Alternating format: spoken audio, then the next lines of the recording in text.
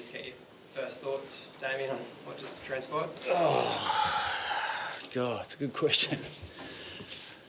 It's sort of hard. You look at the game and look, all credit to Brisbane, they were too good. We just couldn't get the game on our terms at any stage, and we sort of looked unlike us. A lot of that was Brisbane, but a lot of it was on us as well. We just made uncharacteristic mistakes and didn't play our moments when we needed to. And unfortunately, in finals, you've just got to do that consistently. We're probably a good side. We're not a great side at the moment, and that's our job as an organisation to make sure we make that jump. It's only the start of our journey.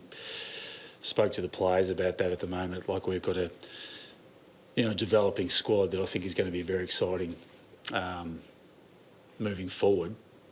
The challenge and the hardest part is going from the top 6, top 8 to the top 4.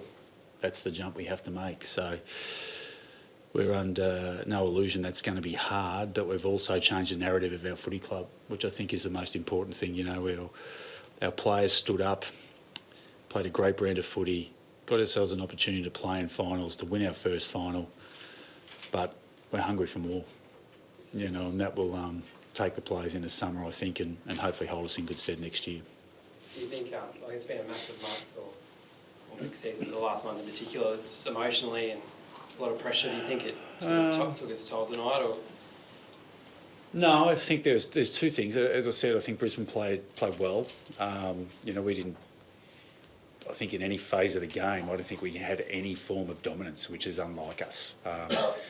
It does happen from time to time, unfortunately, but generally when you've got a phase down, you need a couple of others that can stand up. Our contest was down, our pressure was down, and we couldn't get our offence up and going either. We had some opportunities where we could have possibly stole some momentum early in the third, didn't take our chances, then they go down the other end and it's effectively game over. So, look, we'll learn some lessons from it. It's hard, I reckon, at the moment. You sort of look at the game and you're just so incredibly disappointed.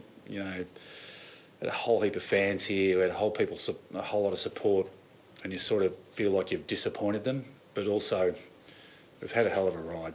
I'm really proud of our footy club. We did change the narrative of the Gold Coast Suns, and I'm really proud of what the organisation's standing for at the moment, which is awesome. But you finished 6th. You said you're not a top 4 team.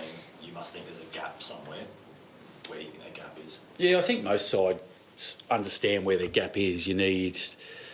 But that's not to say the gap can.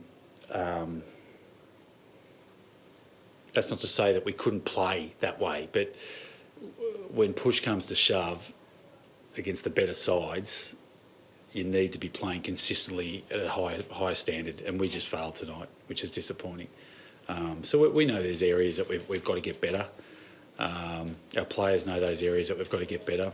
We've got some young emerging talent that we're really excited about that we've got in our team at the moment that will help us. But also we've got some things that we need to address in our side that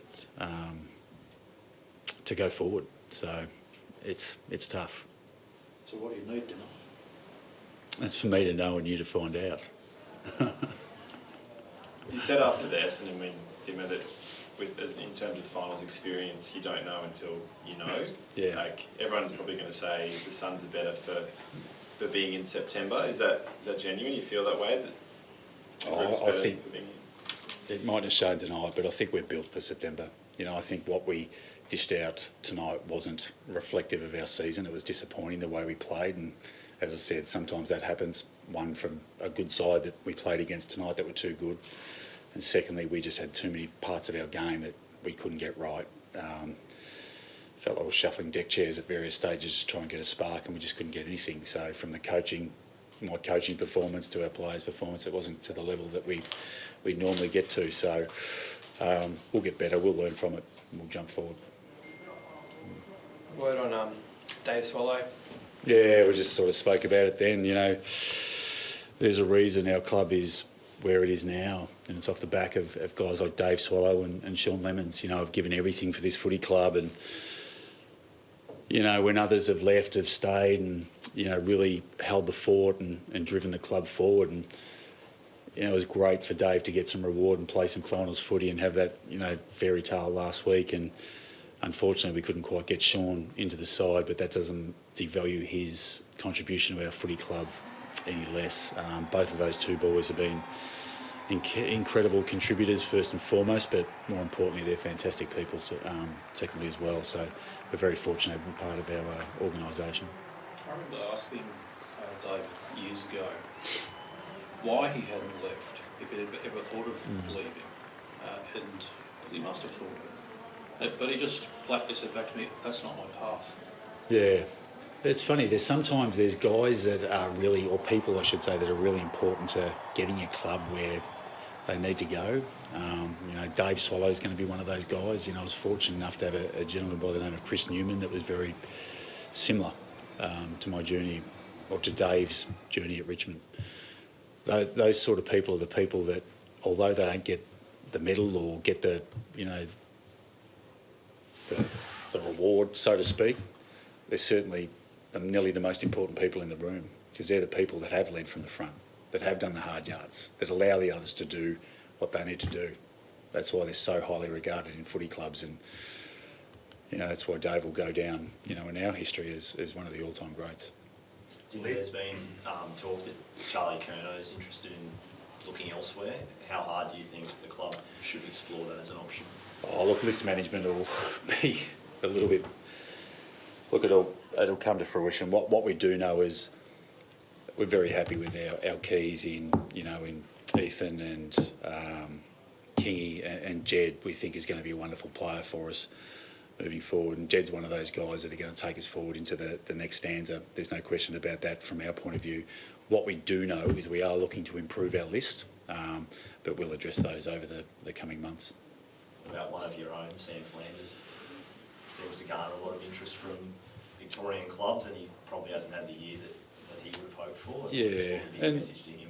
No, and great players do get interest. That's why they're great. And look, yeah, Sam's had a tough year. He was on fire at the start of the year. He's got a back that, look, if I'm being completely honest, he probably shouldn't have played half the games he's played, but he's a tough kid, and I love him. Look, so as far as I'm concerned, Sam's one of our best players, and I don't love trading our best players. Thanks. So will Dave stay stay at the club in some kind of role? Is that a plan or? Oh, look, it's sort of hard to know. I'm not sure exactly what Dave's plans are, but what I do know is that whatever he does in life, he will succeed at. He's a wonderful man that will give someone incredible service, whether it's in football or in business. He's a privilege to have within your organisation. So, look, hopefully he stays around our footy club.